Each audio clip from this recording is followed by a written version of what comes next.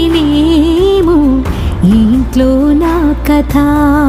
ఈ ఇంట్లో నీ కథ అంతేనేమో అంతులేని వేదనేమో ఆడపిల్లను కదా.